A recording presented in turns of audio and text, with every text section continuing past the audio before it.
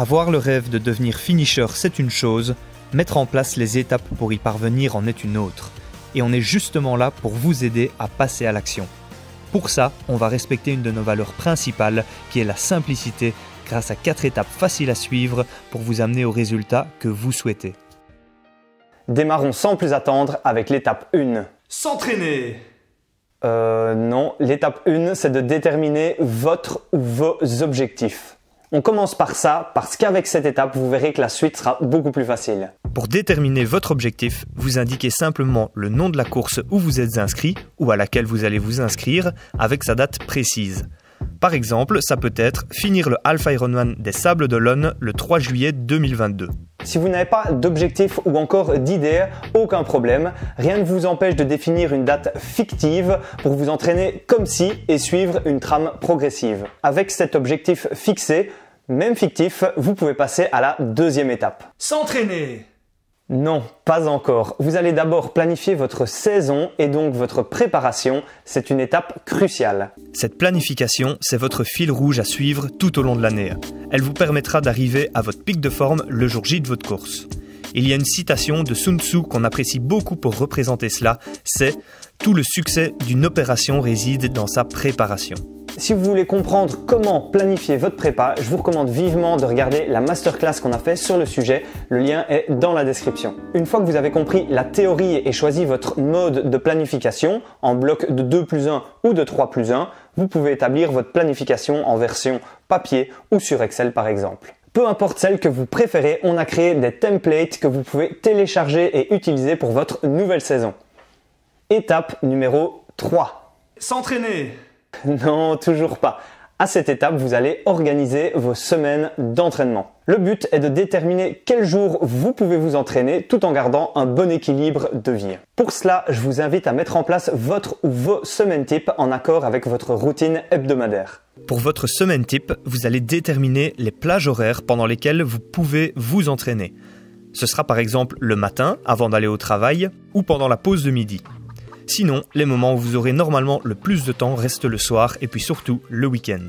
Sur base de cette semaine type et donc de votre temps libre consacré au triathlon, vous pouvez ensuite répartir les 3 disciplines et la PPG de façon équilibrée. Commencez par la natation en fonction des horaires de la piscine, puis le vélo qui prend le plus de temps, puis la course à pied, plus facile à caser, et enfin, pourquoi pas, 1 ou 2 petites séances de PPG, 15 à 20 minutes suffisent amplement. En fonction de vos possibilités, placez bien entendu les séances les plus importantes pendant les créneaux où vous êtes sûr à 100% de vous entraîner, et les autres séances dans les créneaux plus variables. Vous voilà donc avec l'organisation de votre semaine et la répartition de vos séances d'entraînement. Partagez-la à votre famille, vos amis ou vos collègues pour qu'ils soient au courant des moments que vous dédiez à votre passion. J'ai donc parcouru les objectifs, la planification et l'organisation. On passe donc tout de suite à la 4e étape. Yes! S'entraîner!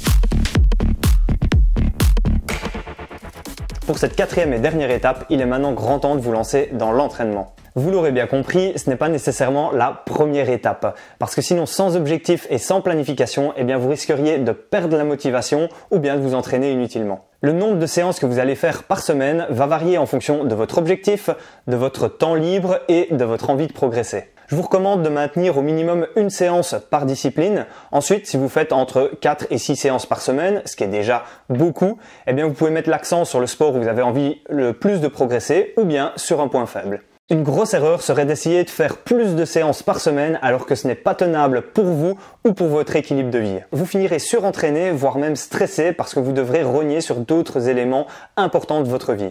N'oubliez pas que la régularité prime sur la quantité. Cela ne vous empêche pas par contre de réaliser un peu plus de séances sur certaines semaines où vous avez plus de temps, comme par exemple moins de boulot ou des congés. Pour chaque séance où vous ferez des intensités, eh bien, je vous recommande de faire un bon échauffement et puis de prendre quelques minutes à la fin de la séance pour le retour au calme. La variation des entraînements et de l'intensité est un des principes fondamentaux du triathlon.